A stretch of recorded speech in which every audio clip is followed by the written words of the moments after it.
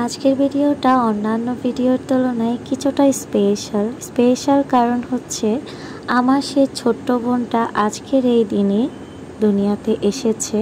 আলহামদুলিল্লাহ শুকরিয়া। Hello everyone, আসসালামু আলাইকুম, welcome back to my channel. আশা করছি সকলে সুস্থ আছেন, ভালো আছেন। আলহামদুলিল্লাহ আমরাও ভালো আছি। সবাই ইন্ট্রোতেই বুঝতে পেরেছেন আজকের ভিডিওটা আমি কেন স্পেশাল বলেছি। Many happy returns of the day সোনামণি। অনেক দোয়া করি আল্লাহ পাক রব্বুল আলামিন তোমাকে ভবিষ্যতে অনেক দূর এগিয়ে নিয়ে যাক, মানুষের মতো মানুষ করুক। এখন যেমন আছো সারা জীবন যেন এমন থাকো। অনেক শুভকামনা রইল। দেখতে দেখতে আমার ছোট্ট বোনটাও আস্তে আস্তে বড় হয়ে যাচ্ছে। মাশাল্লাহ। যখন আমি তাদের ঘরে বউ হয়ে এসেছি তখন দেখেছিলাম ছোট্ট একটা রাজকুমারী।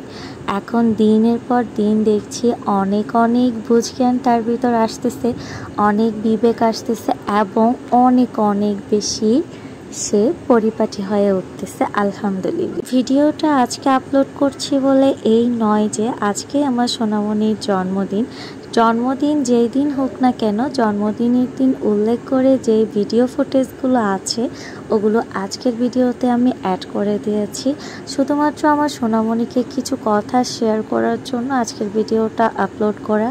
যারা আমাকে পছন্দ করেন তারাও অবশ্যই আমার ছোট বোনটার জন্য অনেক বেশি দোয়া করবেন। সে যেন মানুষের মতো মানুষ হয়, অবশ্যই যেন তার ভালো একটা রেজাল্ট হয়। যেহেতু সে এখন ক্লাস 10-এ উঠেছে, আলহামদুলিল্লাহ তার সামনে পরীক্ষা, তার এসএসসির রেজাল্টটা যেন অনেক বেশি ভালো হয়। সবাই দোয়া করবেন আমার ছোট বোনটার জন্য। সকাল হাজব্যান্ড বাজারে গিয়ে অনেক বাজার সদাই নিয়ে এসেছে। তার মধ্যে ইলিশ মাছ তো মাস্ট বি থাকবেই। চোখে যদি পড়ে অবশ্যই ইলিশ মাছ নিয়ে আসে। যেহেতু আমরা পরিবারের সবাই অনেক বেশি পছন্দ করি ইলিশ মাছ নিয়ে আসাটা স্বাভাবিক। দেখেন কতটা ফ্রেশ লাগতেছে মাছগুলো যখন নিয়ে আসে তখন আমার পরিপাটি করে সাজিয়ে রাখতে অনেক বেশি ভালো লাগে। আজকের মাছগুলো এতটা ভালো লাগার কারণ কি জানেন? মাছের সাথে ডিম ছিল, ডিমগুলো এত বড় ছিল, মাশাআল্লাহ। যখন আমি মাছ রান্না করেছি স্বাদে গুণে অনেক বেশি বেড়ে গিয়েছে। পাশাপাশি তো ডিমটা গপ্পর করে খেয়ে নিয়েছি।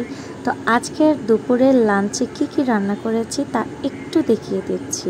দেখেন, ডাল দিয়ে চিংড়ি দিয়ে পুঁইশাক রান্না করেছি। কারা ডাল দিয়ে চিংড়ি দিয়ে পুঁইশাক খান জানাবেন তো। তারপর দেখেন আলু দিয়ে ডিম ভুনা করেছি, যেটা আমার হাতের স্পেশাল একটা রান্না, আমার হাজব্যান্ড অনেক বেশি পছন্দ করে। আলু দিয়ে তিত করলা ভাজি করেছি। লোকটা ইয়াম্মি লাগছে না? মোস্ট ফেভারিট, আমার সবচেয়ে ফেভারিট রেসিপিটা হচ্ছে লইট্টা মাছ। টমেটো দিয়ে লইট্টা মাছ ভুনা করেছি। লুক লাইক এ ওয়াও, মাশাআল্লাহ। একদম 7টার দিকে কত সুন্দর সূর্যটা ডুবে যাচ্ছে। দেখেন তো দৃশ্যটা এত বেশি মনোমুগ্ধকর ছিল। যখন হাজব্যান্ড ওয়াইফ দুইজন মিলে ব্যালকনিতে বসেছি, এই দৃশ্যটা দেখে একদম মনটা প্রশান্তিতে ভরে গিয়েছে। সাথে হচ্ছে প্রিয়জন আছে। এত বেশি ভালো লাগার মুহূর্তটা কি ভোলা যায় বলেন? সেজন্য একটু ক্যাপচার করে রেখেছি। অনেক দিন পরে দুজন পাশাপাশি বসে সূর্য ডুবে যাচ্ছে এই দৃশ্যটা দেখছি। সত্যি বলতে অনেক বেশি ভালো লাগতেছিল।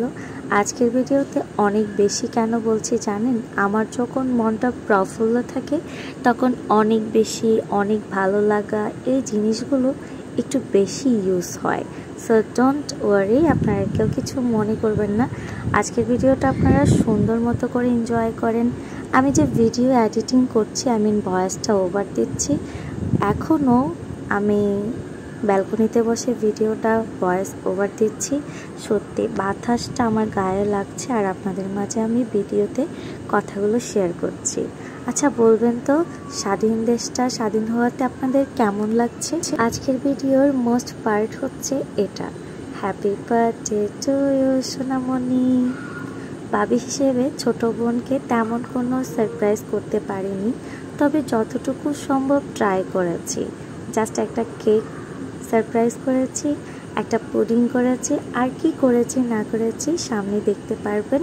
তো দেখেন কেকটা আসলেই সুন্দর লাগছে, তাই না? আপনারা কিন্তু অবশ্যই কমেন্ট করে জানিয়ে যাবেন কেকটা কেমন লেগেছে। আর হ্যাঁ, অবশ্যই আবারও বলছি, আমার ছোট বোনটার জন্য দোয়া করবেন। আমি কিন্তু তার জন্য একটা পুডিং বানিয়েছি। এটা হচ্ছে আমের আগার আগার দিয়ে আমের পুডিং বানিয়েছি। অবশ্যই এর আগে বানিয়ে ফ্রিজে রেখে দিয়েছিলাম, যেহেতু সোনামণি এবং আম্মুনি আমাকে সারপ্রাইজ করেছে। ফ্রিজে যেহেতু ছিল এই দিনটাতে, তাদেরকেও আমি এই পুডিংটা দিয়ে সারপ্রাইজ করেছি আলহামদুলিল্লাহ। এই পুডিংটা সত্যি বলতে অসম্ভব পরিমাণে বেটার হয়েছে। ফার্স্ট টাইম করেছি বলে বলছি না, আমি যখন পুডিংটা দেখেছি তখন টিকলিটা দেখেই বুঝতে পেরেছি, পুডিংয়ের যে থিকনেসটা আছে সেটা দেখে বুঝতে পেরেছি একেবারেই সুন্দর মতো করে জমাট বেঁধে গিয়েছে।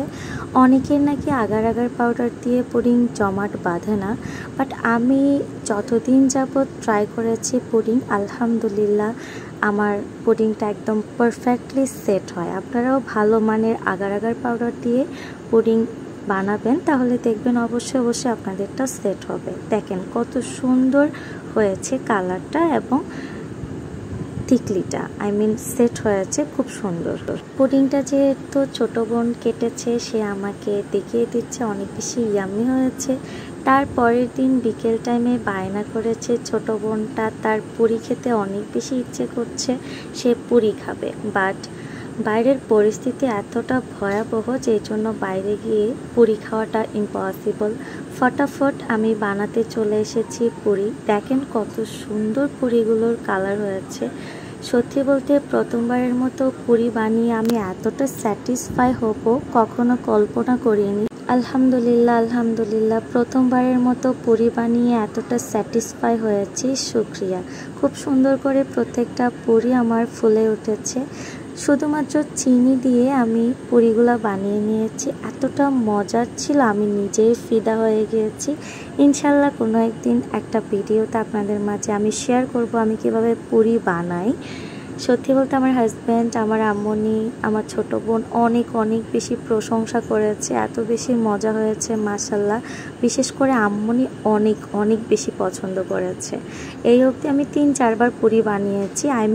প্রথমবারের এই পুরিটাই আপনাদের মাঝে ভিডিও শেয়ার করেছি। এরপর থেকে আরও কয়েকবার বানিয়েছি, যেহেতু আম্মুর অনেক বেশি পছন্দ হয়েছে আমার পুরি বানানো, এজন্য আম্মুকে রিপ্রেজেন্ট করেছি আর কি। আজকের ব্লগটা যেহেতু ছোট বোনকে নিয়ে ইন্ডিকেট করা, সবাই ছোট বোনের জন্য দোয়া করবেন, ভবিষ্যতে যেন সে মানুষের মতো মানুষ হয়, ভালো রেজাল্ট যেন পরিবারকে দিতে পারে। সবাই সুস্থ থাকেন, ভালো থাকেন, জানিয়ে যাবেন কেমন লেগেছে। আল্লাহ হাফেজ।